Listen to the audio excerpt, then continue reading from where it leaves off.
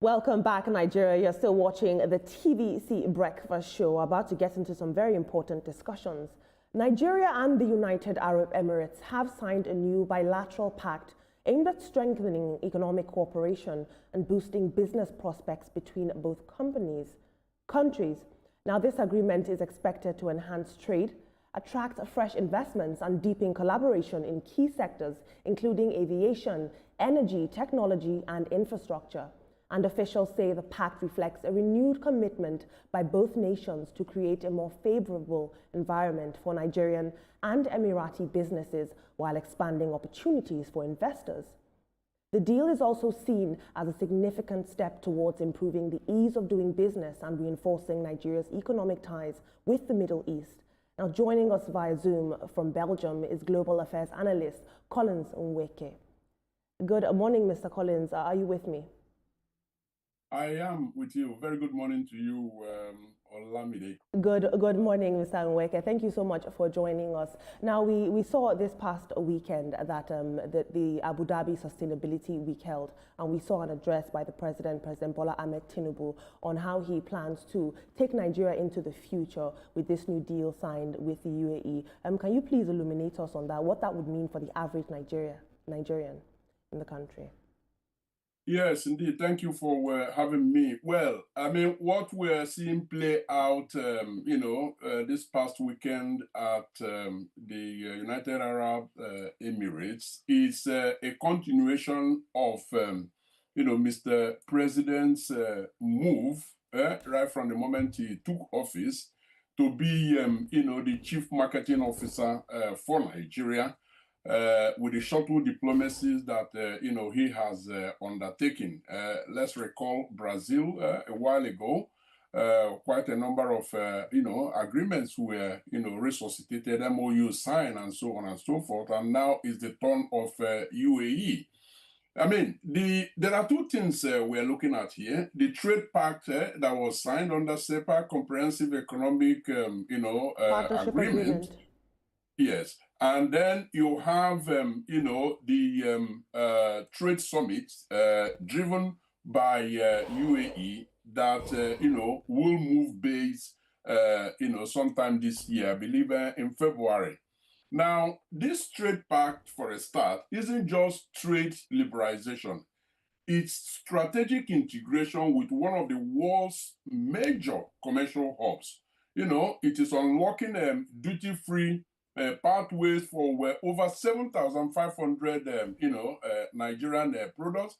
I believe with time we will shed some light on that. And then you are also looking at the Investopia, that is the, trade summit that will be taking place in Lagos, which will position Nigeria at the center of, global capital flows, especially in areas like renewable energy, digital trade, and industrial manufacturing. So we must shift from being import dependent to becoming export driven. Because essentially that's where the issue is. I mean, there is no longer issues with access, because with 7,500 sectors, tariff free and all of that, access is no longer a problem. But we are still, import oriented. So CEPA opens that access, but Nigerian competitiveness will determine the success of it all. And the coming months will then, see exactly how Nigeria wishes to take maximum advantage of the opportunities that, Mr. President has unlocked with this deal in, United Arab Emirates.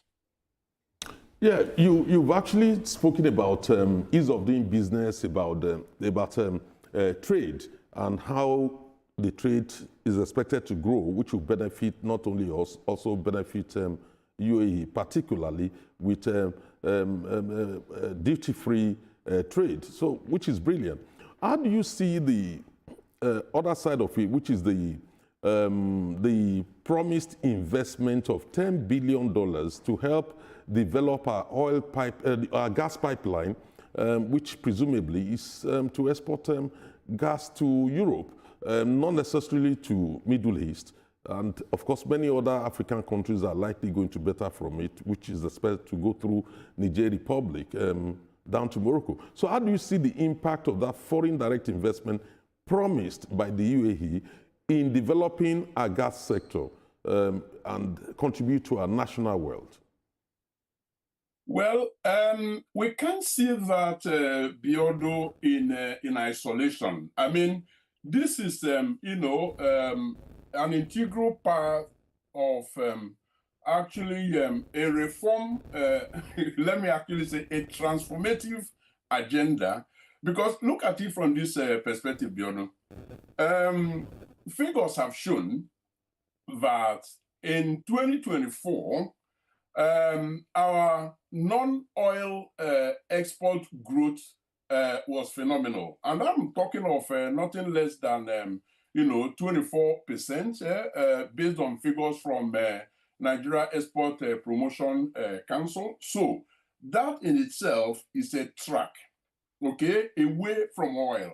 However, now those who may feel that oil is a dead commodity, well, maybe in other parts of the world, but certainly not in Nigeria, because it supports quite a number of economic activity. Nigeria is still very much dependent on it. And so what the government is doing is, while taking strategic time to develop the non-oil sector, they are also deepening transformation within the oil sector, and that is where this promised investment actually comes in, because it would then help in further deepening and then exportation of gas to Europe and other parts of the world. So yes, this is pretty significant in terms of further economic development of the nation.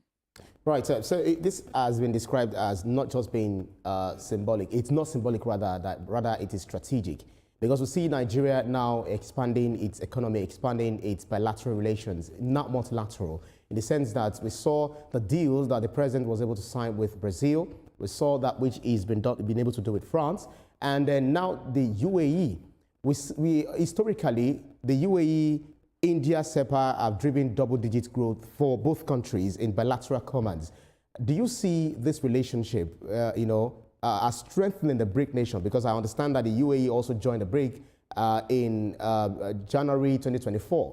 Do you see this as strong alternative to all of the foreign tariffs that the Trump administration has been imposing on other countries indiscriminately? What long-term benefit do you think we're going to get, especially in the face of the emerging global south? Yeah, very important question you've posed there, Ibrahim. This is, for a start, a moment to convert policy into tangible jobs, factories, and trade corridors that benefit ordinary Nigerians. Now, there is a thread in this that runs really true. Now, Nigeria, because you mentioned BRICS, Nigeria is a partner country of BRICS. And we have also seen, at the beginning of his administration, how the US president actually imposed the tariffs and so on and so forth. And so, ordinarily, people will look at it and say, well, this is all going to be in the benefit of, the United States, but far from it.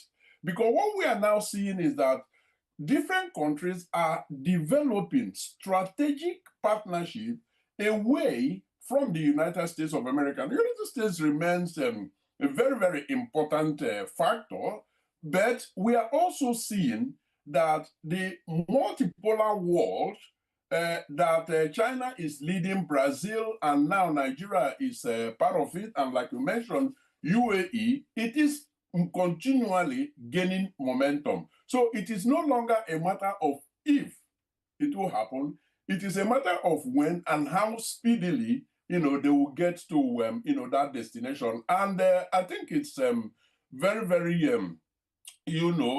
important to note that Nigeria is, by deliberate actions, part of, all of that movement. And so, yes, obviously, this is something that, Nigeria should jubilate about, as long as there is a follow through. But we'll have to wait and see how the follow through comes in. Absolutely. Now, Mr. Nweke, I must say that this trade pact is a very welcome development. But if we're going to be honest, in this partnership, the UAE does have the stronger economy. How do we avoid Nigeria getting into a deal that benefits Emirati investors more than Nigerian workers, producers, exporters? Essentially, what I'm asking is there any fine print within the Comprehensive Economic Partnership Agreement, the CEPA, that safeguards Nigeria against exploitation? Well, I must admit, I haven't personally, studied. I've read through, but I've not studied the CEPA. But off the cuff, I can tell you that yes, we still have a trade imbalance, because don't forget, Nigeria imports more from the UAE than the UAE imports, from Nigeria. So the major challenge is Nigeria imports significantly more from the UAE than it exports. But there is also mitigation, and there are no two ways about it. It will surprise me if it is not part of, the CEPA. But Nigeria, has to strengthen export sector, and they have identified the areas of interest, agro manufacturing, but they also need to incentivize, value-added products for GCC markets. Now, there is also infrastructure and logistics bottleneck, and the challenge there is high domestic logistic costs, which limits, export, competitiveness. But there is also mitigation. And I heard the Minister of Trade, I think a couple of days ago, talking about it in terms of how, as part of this deal, Nigeria will invest in port efficiency, cold chains, multimodal logistics, and digital trade platforms. But there is also the issue of, standards and quality barriers, because it is not enough that there is access now, tariff-free, 7,500, different, products and areas. The challenge there is that Nigerian export products, usually fail to meet GCC regulatory and quality standards. Now, is it an insurmountable problem? No. Government and private sector investment in certification, quality labs, and capacity support is needed. And again, if I'm to believe the words of, the trade minister, well, these are things that Nigeria will be paying close attention to. Because once those challenges are very well studied and mitigation plans, put in place, I don't think there's anything to worry about. Well, I'm sure you are aware of the African Free Continental Trade Agreement. How do you see these agreements, particularly in the areas of aviation also, and the nature of investment being made in Nigeria? How do you see it affecting our own ambition to be the financial and economic hub, for Africa? Bearing in mind also the role of aviation in this sector. Right. Let's look at some of these things. These are no happenstances, because recently, I believe about 7 months ago, Nigeria was very deliberate in, opening, the African airspace. We are also aware of, the bilateral, agreement, BASA, that was signed with Brazil and all of that. These are all parts of a deliberate strategy. But then, when you look at, UAE deciding that Nigeria is going to be the next stop, and the first stop, I must say, in Africa, in, Investopia, then you will find that essentially what Nigeria is doing is actually positioning the country to be the major hub in Africa. I mean, the big brother role they have been playing it, and it is not a matter of charity here for Nigeria. I think it's of strategic importance that Nigeria, continues within the Africa Continental Free Trade Agreement to ensure that other African nations actually benefit from the value that Nigeria brings to the table. And I want to believe, for instance, that part of the mainstay of the Investopia, which is fintech, Nigeria will be exploring it, and indeed, giving access to other African countries under the Africa Continental Free Trade Agreement to benefit from it. Interesting stuff. So we're talking about trade agreements. Sometimes it involves complex regulatory and legal frameworks. You yourself who also lead strategic partnership between Belgium, Luxembourg, Nigeria Chamber of Commerce. I don't know whether I got it right. I think it's BNLCC, which you're a very key person, leading this, championing, this cause between Nigeria and Luxembourg. Do you feel that this, are there concerns around the rules of origin, intellectual property protections, or dispute settlement mechanism in the Pact that Nigeria businesses should be wary of, in this strategic partnership that Nigeria just got with the United Arab Emirates? Yes, thank you, Ibrahim, for raising this. I mean, it's germane that you raise the, Nigeria, Belgium, Luxembourg, business forum. I mean, from that perspective, I can share my my experience. Now, there have been Nigerian, businesses that tried to, do business with this trade bloc, Belgium, Luxembourg, in the past. And, they got their fingers burnt. I'm talking of European businesses. And then, they said to themselves, not anymore, I'm out. Now, over the years, they keep hearing some, good stories, trade stories coming out of Nigeria. And so it set them to start asking that critical question. Could it be that there were things that I was supposed to look into and take care of, which I didn't do because I tried to do it, on my own?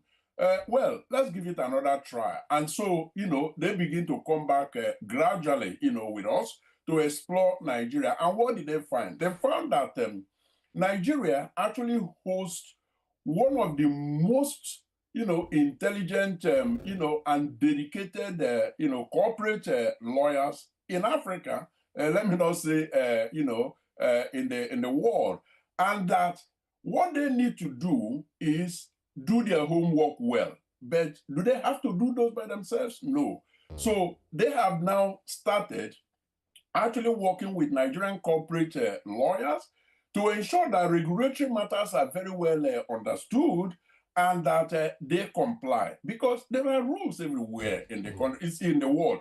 It's even worse in in the European countries. But people come in with that mindset. Well, it's Africa. It doesn't matter. Anything goes. So this goes straight to your questions.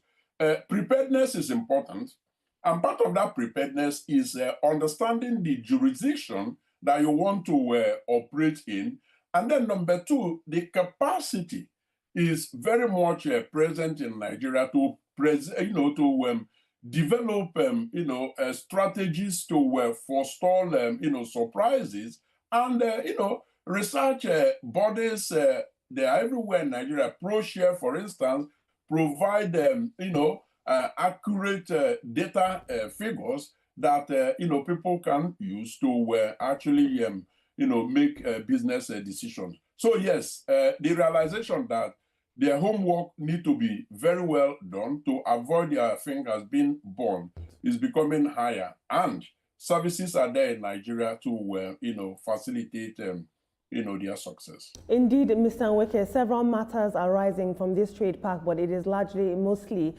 positive. But I will say this controversially, there are several times that we've entered into trade pacts such as this, and we've been promised a transfer of technology, we've been promised a change in infrastructure, and we haven't seen those dividends. What sort of roadblocks do you think, if any, exist in the Nigerian trade infrastructure that could hinder the progress of this trade pact? On the other hand as well, several key sectors and industries stand to benefit from this trade pact. Which industries do you think are most likely going to boom and shine under this trade pact, and which ones might suffer? Well, if you look at the table of areas that this trade deal actually impacts, we're looking at, for instance, logistics, renewable energy, and climate technology. Each one of these come with their own, specific challenges. But like I mentioned earlier, there are also, mitigating actions that could be taken. Yes, it is a reality of, international trade bilateral agreement that follow through doesn't always happen. I'll give an example with the most recent, which is Brazil.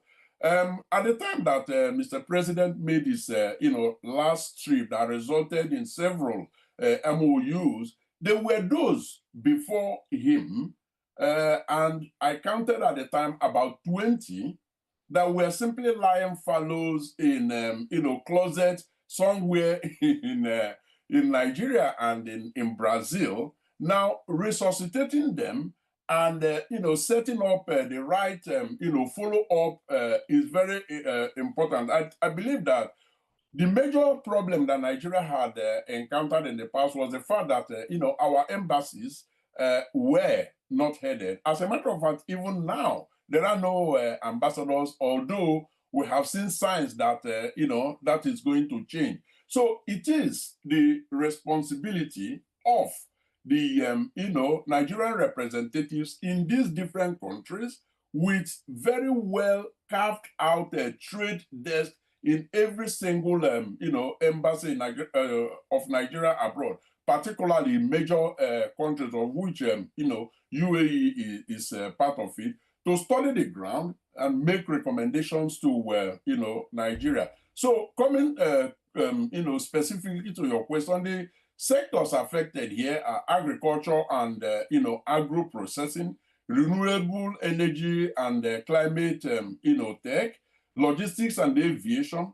Under manufacturing, you also have machinery, electricals, and vehicles. You probably are aware that, Nigeria has one of the key components of, the charger for, electric vehicle in terms of part of the mineral resources, solid mineral that Nigeria have. And then digital trade and services, minerals critical to materials and all of that. So these are the area. Tinubu invited partnership in critical minerals, and it is because they add value to export and future proofs, the economy. So yes, follow through is important, and we want to hope that this time around it will be different from previous years. That's right. Show me. Well, given you've stressed so much on the importance of this kind of bilateral pact, how do you see the global South, developing in the light of the fact that the Bretton Woods institution have been driving this kind of agreement and structural reforms in the past, but given the fact that we are now looking at a different multipolar world and looking at countries doing bilateral pacts in their own national interest, how do you see this impacting, on our reliance on the Bretton Woods institutions such as IMF and the World Bank?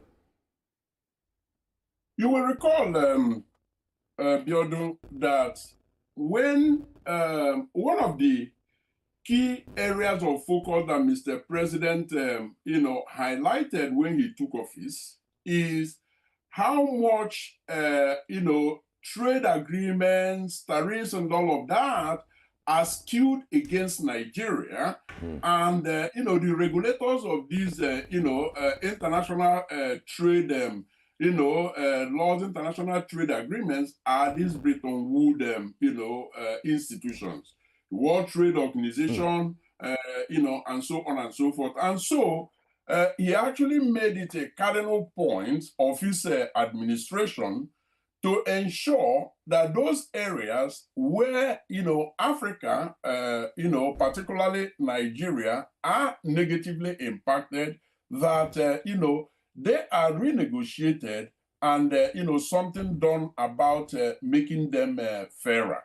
Now, he has kept to his word. I'm not saying that all of those issues he, identified, for instance, quality control and so on and so forth, that they have been sorted out, but conversations are ongoing in that regard, so that Africa, particularly Nigeria, is no longer disadvantaged. Now, this does not immediately answer the specific question that you asked, but I thought it was important to highlight this because it is of strategic importance for governance that a problem identified is actually, sorted out right from the source. And that is, the reason Mr. President actually focused on, strengthening the imbalances and the, some of the unfair elements in, the Bretton Woods institutions. And that is going, relatively well. Well, interesting. So we know that this pact, is also opening up visa and mobility provisions for professionals and investors. So, well, I understand that we're really out of time. So thank you so much, Mr. Collins Nweke. Thank you so much, Mr. Collins Nweke. Mr. Collins Nweke is a respected global affairs analyst. Thank you so much for your time, sir. My pleasure. I think both you and I need to go and read the fine print of the CEPA immediately after this show. to those who are saying, why is the president traveling? Here you have it. Here you have it. Thank you so much, Mr. Nweke. My pleasure. Thank you for having me. Bye for now. Wonderful conversation on the trade pact, but still ahead on TVC Breakfast. The labor of our heroes' paths shall never be in vain. Please join us after the break as we remember the sacrifices of our fallen heroes. Do stay with us.